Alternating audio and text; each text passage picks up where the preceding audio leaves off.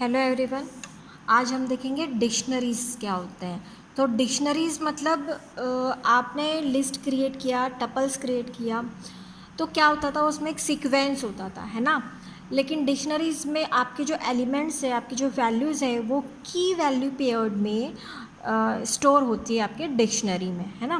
तो Python dictionaries are a collection of some key value pairs. Dictionaries are mutable.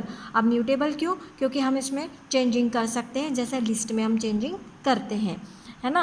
Unordered collection. Unordered collection का मतलब क्या है कि इसमें कोई सीक्वेंस नहीं होता है। With the elements in the form of key value pairs that associated key to value. Now the creating of dictionary. Creating a dictionary मतलब हम कैसे क्रिएट करेंगे?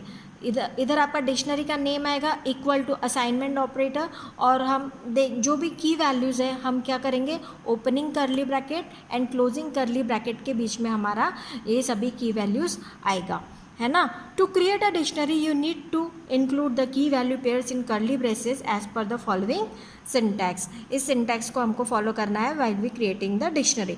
Following is an example dictionary by the name of teachers that stores the name of teachers as the key and the subject being taught by them as a value respectively। अब जो teachers name है वो यहाँ पे क्या है, की है, और जो उनके सब्जेक्ट्स है जो वो पढ़ाते हैं वो वहाँ पे उनकी वैल्यू है ना। अब टीचर्स नाम का एक डिक्शनरी क्रिएट किया है, ओपनिंग करली ब्रैकेट, और ये क्या है, डिम्पल, ये आपकी की है और इसकी वैल्यू है कंप्यूटर साइंस। सेम वे में करण, ये की है, सोशलॉजी ये वैल्यू, हरप्रीत की मैथमेटिक्स वैल्यू, सबा की and legal studies is value.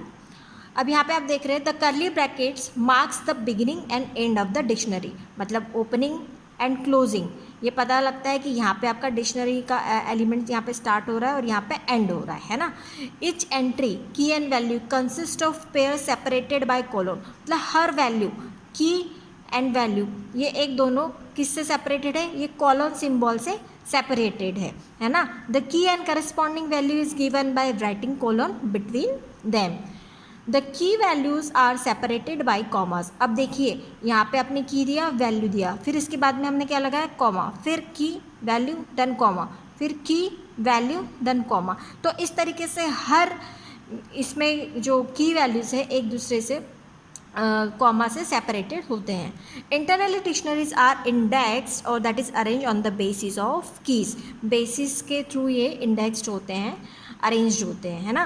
Accessing elements of a dictionary. अब डिक्शनरी के एलिमेंट को एक्सेस कैसे किया जाएगा? In the dictionary, the elements are accessed through the keys defined in the key value paired as per the syntax। अभी dictionary name और square bracket में आप की देंगे, जो भी आपके डिक्शनरी में आपने जो की दे रखी है, तो ये क्या करेगा, इस की पे जो वैल्यू है वो वैल्यू रिटर्न करेगा। Thus to access the value for the key defined as current in the above declared teachers dictionary you will write। अभी आपने यहाँ पे क्या लिखा, यहाँ डिक्शनरी नेम टीचर्स और यहाँ पे आपने वैल्यू क्या दी, करण। अब करण की वैल्यू क्या है, sociology, will Python return sociology, है ना। Now the next is attempting to accessing key that doesn't exist cause an error। मतलब ये है कि अगर उस की को आप एक्सेस करने जा रहे हो जो आपके डिक्शनरी में है ही नहीं, तो क्या करेगा, पाइथन एरर देगा, है ना। Consider the following statement that is trying to access non existent key. तो नॉन एग्जिस्टेंट की को आप एक्सेस करने की कोशिश कर रहे हो जो आपकी डिक्शनरी में है ही नहीं। सो ये एरर नंबर 13 आपको ये रिटर्न करेगा। In Python dictionary the element key value pairs are unordered. इस चीज़ को ध्यान रखिए, अनऑर्डर्ड या unsorted. One can not access elements as per specific order. हम किसी भी स्पेसिफिक ऑर्डर के थ्रू हमको एक्सेस हम नहीं कर सकते एक्सेस, हम सिर्फ उनको की के थ्रू पे एक्सेस कर सकते हैं।